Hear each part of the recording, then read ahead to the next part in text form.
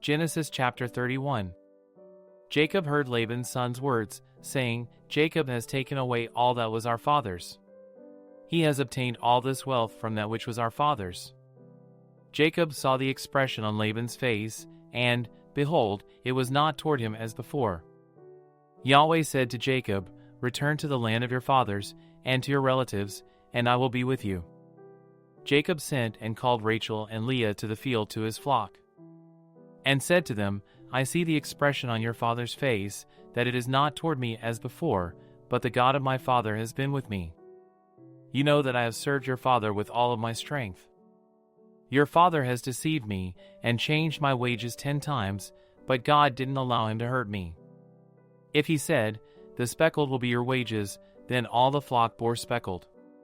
If he said, The streaked will be your wages, then all the flock bore streaked. Thus God has taken away your father's livestock, and given them to me. During mating season, I lifted up my eyes, and saw in a dream, and behold, the male goats which leaped on the flock were streaked, speckled, and grizzled.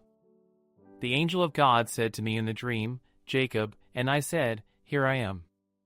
He said, Now lift up your eyes, and behold, all the male goats which leap on the flock are streaked, speckled, and grizzled, for I have seen all that Laban does to you.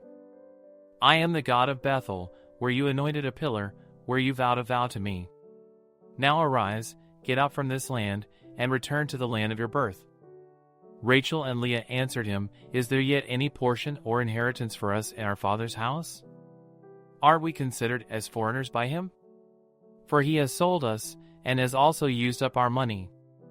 For all the riches which God has taken away from our father are ours and our children's. Now then, whatever God has said to you, do. Then Jacob rose up, and set his sons and his wives on the camels. And he took away all his livestock, and all his possessions which he had gathered, including the livestock which he had gained in Paddan Aram, to go to Isaac his father, to the land of Canaan. Now Laban had gone to shear his sheep, and Rachel stole the teraphim that were her father's. Jacob deceived Laban the Syrian, in that he didn't tell him that he was running away. So he fled with all that he had. He rose up, passed over the river, and set his face toward the mountain of Gilead. Laban was told on the 3rd day that Jacob had fled. He took his relatives with him, and pursued him 7 days' journey. He overtook him in the mountain of Gilead. God came to Laban the Syrian in a dream of the night, and said to him, Be careful that you don't speak to Jacob either good or bad. Laban caught up with Jacob. Now Jacob had pitched his tent in the mountain, and Laban with his relatives encamped in the mountain of Gilead. Laban said to Jacob, What have you done, that you have deceived me, and carried away my daughters like captives of the sword?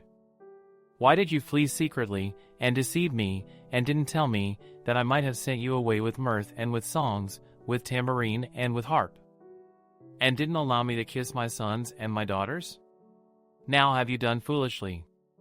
It is in the power of my hand to hurt you, but the God of your father spoke to me last night, saying, Be careful that you don't speak to Jacob either good or bad.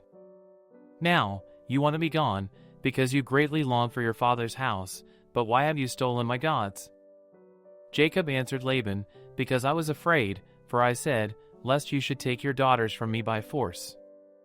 Anyone you find your gods with shall not live. Before our relatives, discern what is yours with me, and take it. For Jacob didn't know that Rachel had stolen them. Laban went into Jacob's tent, into Leah's tent, and into the tent of the 2 female servants, but he didn't find them. He went out of Leah's tent, and entered into Rachel's tent. Now Rachel had taken the teraphim, put them in the camel's saddle, and sat on them. Laban felt around all the tent, but didn't find them. She said to her father, Don't let my lord be angry that I can't rise up before you, for I'm having my period. He searched, but didn't find the teraphim. Jacob was angry, and argued with Laban. Jacob answered Laban, What is my trespass? What is my sin, that you have hotly pursued me? Now that you have felt around in all my stuff, what have you found of all your household stuff? Set it here before my relatives and your relatives, that they may judge between us 2. These 20 years I have been with you. Your ewes and your female goats have not cast their young, and I haven't eaten the rams of your flocks. That which was torn of animals, I didn't bring to you. I bore its loss. Of my hand you required it, whether stolen by day or stolen by night. This was my situation. In the day the drought consumed me, and the frost by night, and my sleep fled from my eyes. These 20 years I have been in your house. I served you 14 years for your 2 daughters, and 6 years for your flock, and you have changed my wages 10 times. Unless the God of my father, the God of Abraham, and the fear of Isaac, had been with me, surely now you would have sent me away empty. God has seen my affliction and the labor of my hands, and rebuked you last night. Laban answered Jacob, The daughters are my daughters, the children are my children, the flocks are my flocks, and all that you see is mine. What can I do today to these my daughters, or to their children whom they have borne? Now come, let's make a covenant, you and I.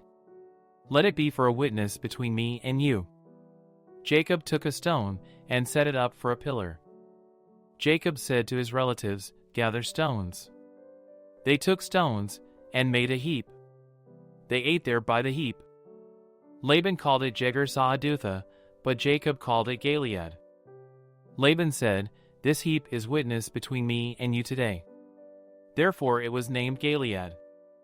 And Mizpah, for he said, Yahweh watch between me and you, when we are absent one from another.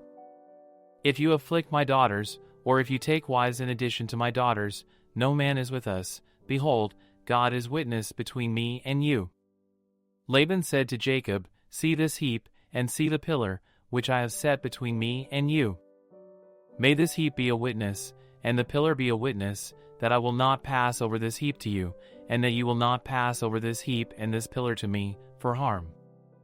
The God of Abraham, and the God of Nahor, the God of their father, judge between us. Then Jacob swore by the fear of his father, Isaac. Jacob offered a sacrifice in the mountain, and called his relatives to eat bread. They ate bread, and stayed all night in the mountain.